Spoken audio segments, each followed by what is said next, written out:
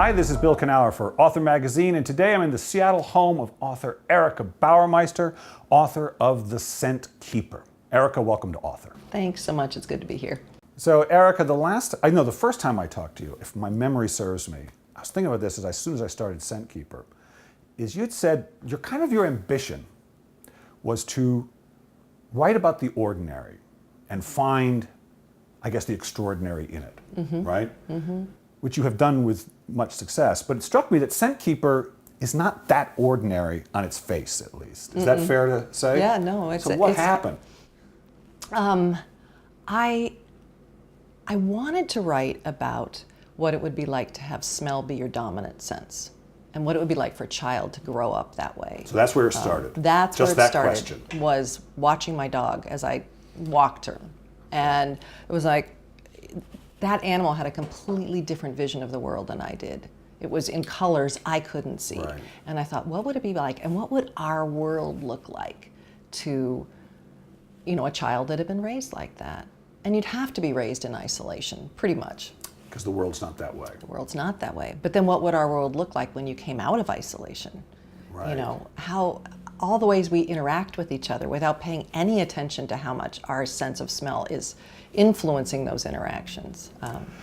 That's interesting. And I would imagine with the kind of books you had written, fiction-wise at least, they would have started more with characters, with a specific voice in your head kind of thing, right? And then you learned who that person was and what their journey. But this one started with a what if, which is a totally different way in, isn't it? Yeah, but the character came very quickly. Emmeline she was always in my head. I had this image of a young girl in a cabin, remote cabin. All the walls are lined with drawers, and in every drawer there's a scent.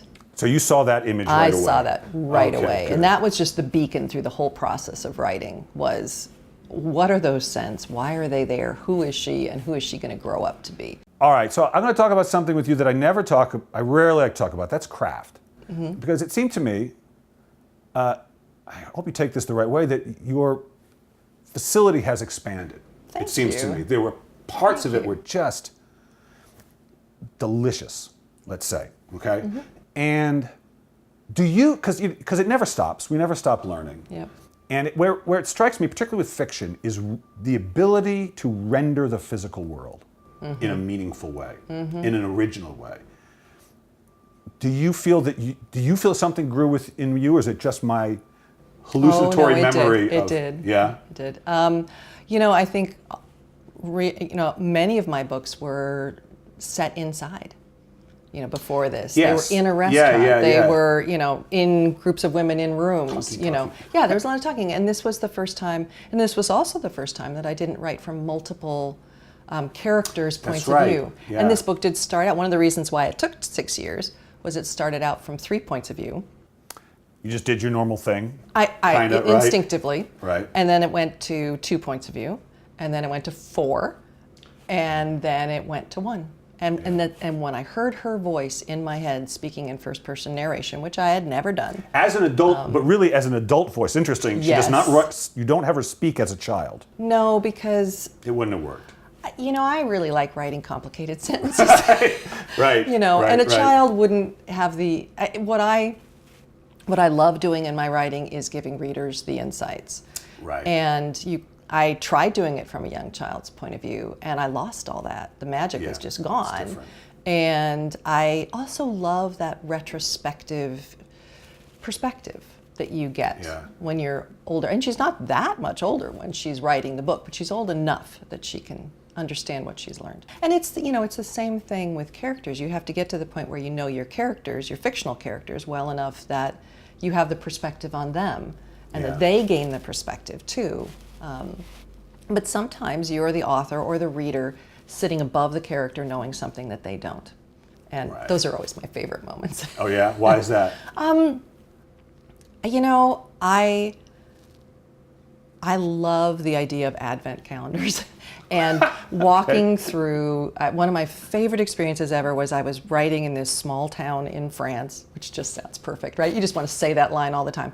But in the evenings I would go and I would walk through the town, and I knew none of these people. And I wasn't being a peeping Tom, I just was seeing their lives through their windows that were lit up, and I was seeing them eating dinner and having their lives. And I loved that idea of being able to see them from a different vantage point than they saw themselves. And to understand something that maybe they didn't even understand. Last time I saw you, which was a few years ago, you were in the middle of not publishing something, which is something writers go through sometimes, right? You went through a period of 6 years from book to book, right? Yep.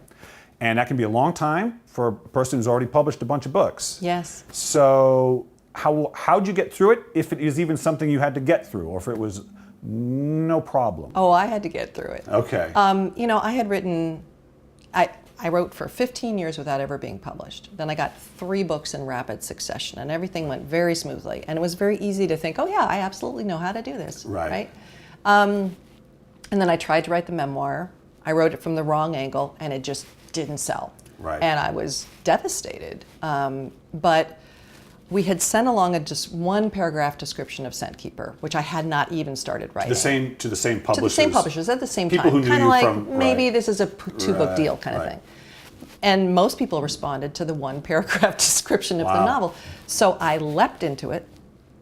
I thought, oh my God, I got to catch this while it's catch the iron. Because also wasn't there like, I want to get this going again, this career going again? Oh, your ego is just been battered, That's right? Okay. And you know, and we all get it. But I didn't give myself the 6 months of simmering and researching and sitting with a book that I always do. And so I wrote a bunch of words. I did NaNoWriMo, which worked great for some people. It did not work. Sorry, guys, but it did not work for me because I was just producing words and I wasn't thinking about them. And my creation process is slower than that. Yeah. And so I wrote myself into a corner, and that's why 4 points of view, 3, 2. I didn't know what the book was. So I finally found my way through, and I promised myself I would never do that again. And the joke is that finished Scent Keeper, House Lessons is now in the copy editing stage. I have 2 months before book launch for Scent Keeper at the time. Right. And I thought, I've got this idea for a new book. I could just, you know. And the next day I broke my wrist.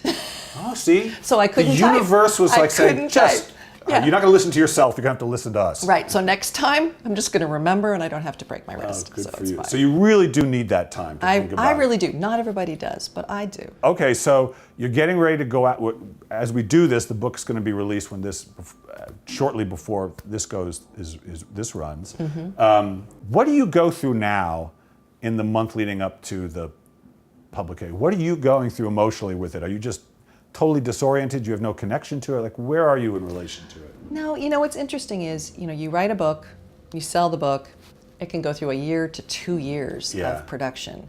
And usually by the time you're out launching the book, you've got another book well under your belt. Right? So for me, that period of time right before launch is when I reacquaint myself with the book and I fall in love with it again, so that then I can go out and really talk about it. I fall in love with Emmeline.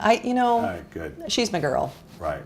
And it was just, it's been lovely to be able to go back and be with her. Still like it. And still, thank goodness. Well, you never know, right? It'd be terrifying if you didn't. All right, well, Erica, I've asked you the question I normally ask my writers at the end too many times. I got to ask you something different today.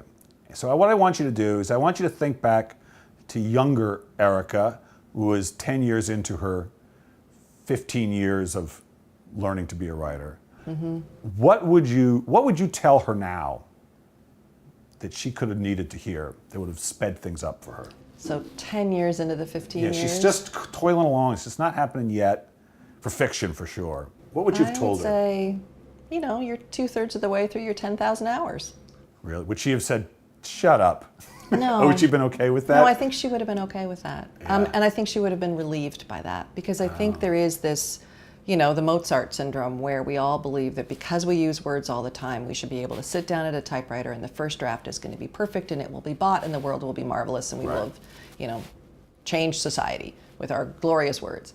And the reality is this is a craft. and you need to practice. You wouldn't pick up a violin and be a virtuoso. You need to practice. And all of those books that I wrote that weren't published were learning the craft. And I am grateful to them, and I am grateful they weren't published, because I wasn't ready yet, you know? So if I had just known that it was getting better and it would get better enough, then that would have been a huge relief. And I would have buckled down and written more. Get it faster.